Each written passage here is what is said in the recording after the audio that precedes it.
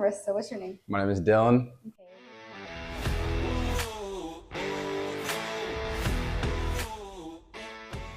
Good to have you here. Thank you for having me. The first question is, when did you first fall in love with soccer, and who or what inspired you to play? So I first fell in love with soccer. I want to thank my mom, actually. She really just kind of threw me out there and was like, hey, like, you need something to play. You have so much energy as a kid. And I started with little kickers. I want to say maybe when I was like 5 or 6 years old. So I started pretty early. So I want to give her props just throwing me out there, and I fell in love with it ever since. And also my older cousin, I was always around him when I was younger. Looked up to him, and he played soccer at the time. So I also kind of want to be like him, and just wanted to be something similar to that. So those two. Next Sure. question is, growing up in Norwalk, what role did the local soccer community play in your development? So I like to think of Norwalk is I'm very passionate about it, especially how I came up. It's not only diverse, but it's something where I get to learn something as well as learn from other people. And especially within the soccer community, I mean, it's been great to me. Growing up in Norwalk, it's just from the coaches, the people who I've met, they really bring me along into where I am today.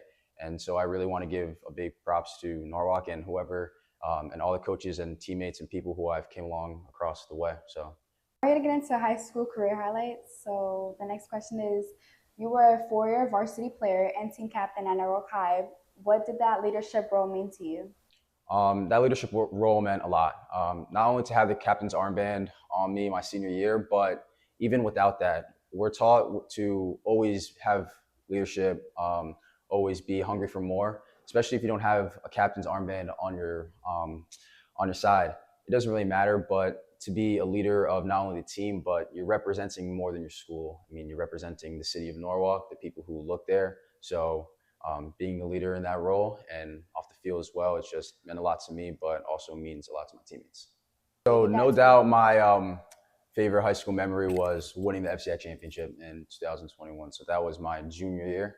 That was probably, and still is to this day, one of the best and biggest games I've ever played in my life. It just meant a lot to not only win at home in Norwalk, but it meant a lot to win our first title in I think 11 years, 12 years. So it was just to have the community rally around you. That was my favorite memory, and I will never forget that. Messi, Yeah? he's the best player in the world. Yeah, got to give him his flowers. Why? I mean, just look at what he's accomplished. He's not only individually, but team. I mean, he has a World Cup. I don't really need to say much more. He's got a World Cup. What did it take to balance academics, leadership roles, and soccer at such a high level? Well, it's always started when I was young, especially middle school. My coach, I want to give my shout out to Coach Joe, who really brought me up through the programs, but he also taught me that when I am going to get older, balancing school, academics, outside life, my friends, it's going to be a struggle. But over the years, I've gotten so much better with it.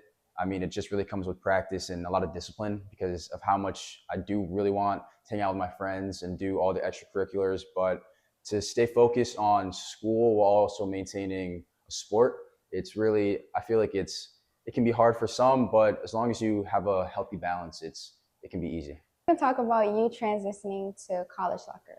So how was the jump from high school to college soccer? What was the biggest adjustment for you?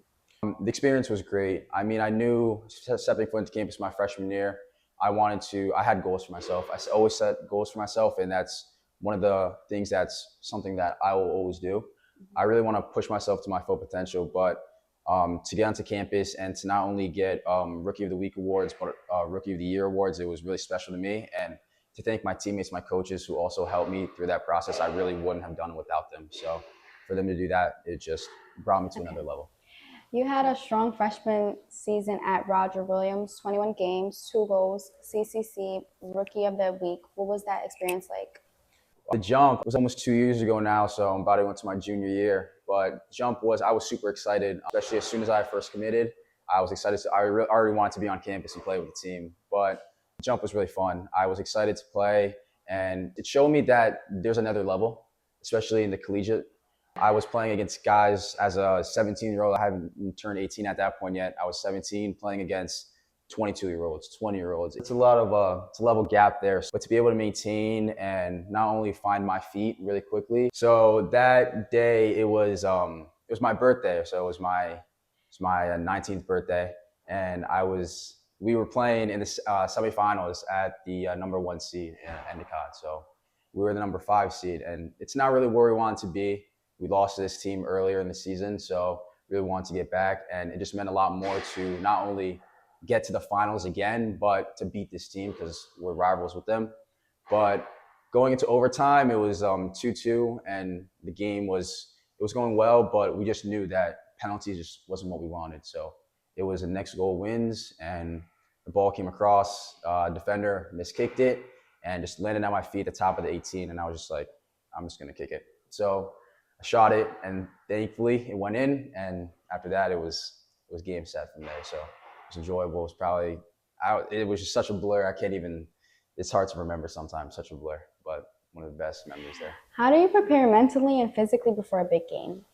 Well, I always want to know who I'm playing, so I'll look at past game film. I'll look at past stats, and I always just try to like to psych myself in the game. I think music plays a big factor. Staying calm, being around good people, especially my teammates who have good energy, being around them, staying confident, and just positive words, positive thoughts, because we don't really want to drown in anything negative, especially something before a big game, a big practice. So it's all about the positivity and just surrounding myself with people who I know are going to uplift me as well. So, what does a typical training week look like for you during the seasons? So I have class Monday through Friday. I mean, and it's always going to be being a student before being an athlete. So academics definitely are a priority for me and will always be a priority for me. But with class Monday through Friday, I have, let's say, every Monday, Wednesday, Friday, I'll have a class at 9, 10, and then 11. And then I go right to practice at 12. So it's straight from school to practice. And then I've got the rest of the day to recover and relax. And but then Tuesdays and Thursdays look a little different. So I have class at 9:30 and then class at 12, and then maybe a game later at 2 o'clock, or maybe a game at 7 o'clock. So it's just a little bit of a difference. So I need to not only balance my time and my work, but also just know what I'm doing on that day. So it's just definitely keeping a balance. Yeah. What part of your game are you focused on improving the most right now? I think a part of my game that I'm definitely trying to focus the most on is not only consistency, but I think my attitude. I think it's something that it's always been a part of me. I'm really passionate about the sport, so I hate losing. I hate when things don't go my way or don't go my team's way. So I think improving a little bit more on attitude and being more uplifting with things that I can do, and also being more personable. Relating with my teammates a lot more, and so they can gain my trust and I can also gain theirs. So yeah. Okay, thank you for your answers and your time. No, thank you for having me. I appreciate it.